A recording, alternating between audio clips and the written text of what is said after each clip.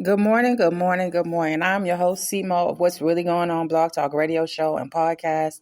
And guys, listen, I don't know if I ever talk about um, my, what I do outside of podcasting and being an author and writing books and stuff like that. But I'm also an educator. And what I have realized about education, a lot of educators, whether it be administrators or teachers or whoever it is, a lot of them are going to eventually leave this occupation. They're going to leave the occupation simply because um, there's so many changes. Government is more involved in what the states are doing as far as education. Here in Florida, they've taken away the Florida State Assessment, and they've replaced it with something called a FAST test, where kids are just assessed 3 times during the year on very specific skills, reading, math, etc., the ones that are their core subjects. But that being said, English teachers and reading teachers and other teachers, everything, they put these programs in place, and they want you to read scripts, and they want you to do everything exactly as a program tells you to do. As educators, you have those moments where you have very teachable moments, and you want to teach your kids. You want to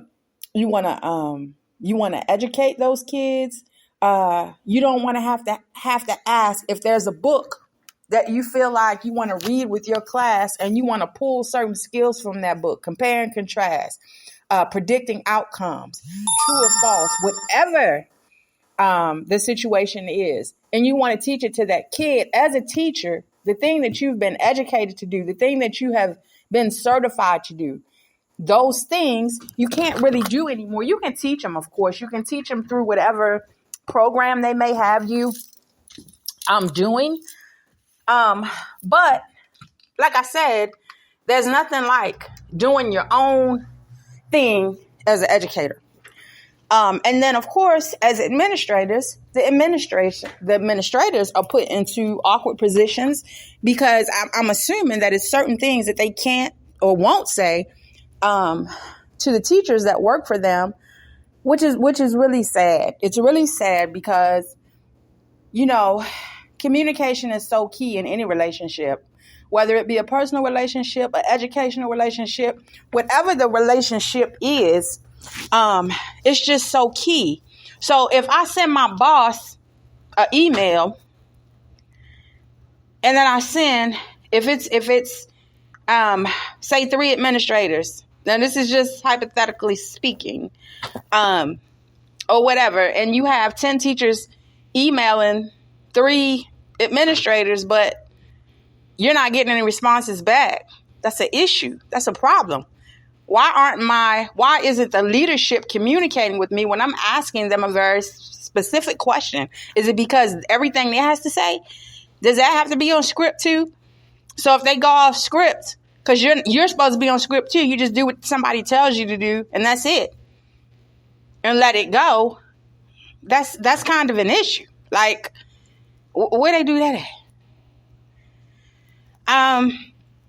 I just have so, and because it's such a teacher shortage, you put teachers in positions, you have them to teach something else that might not have anything to do with the subject that they're teaching. And so you put them in an awkward position because they're not familiar with the subject area. And then you stick them in a classroom with these kids, and then somebody's going to come in and evaluate them and say, oh, well, you weren't doing that right, or you're not doing this right, or this is what I want you to see. And that right there determines, that's your evaluation for that school year, 45 minutes, one day.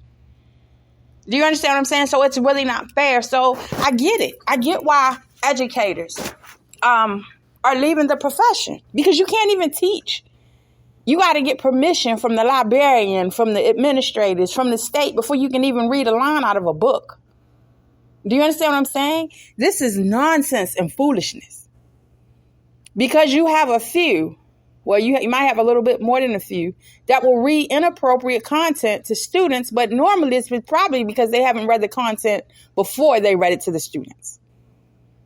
But that's on them. That's somebody who was not mentored, who was not taught the right way to do things. Somebody who's sometimes teachers, very young teachers, are fresh out of college. And when they're fresh out of college like that, I hate to say it, teaching is not for the faint of heart. So you got to get in there and you got to go strong and you got to go home. And if you don't have a strong mentor, somebody to actually model and show you the correct way to do it, you're not going to do it right. Some people are just very, very good at what they do automatically. Everybody's not like that. Everybody's not like that. So you got to think about it. You got some other kid coming in telling somebody else, hey, you're not doing this right. You're not doing that right.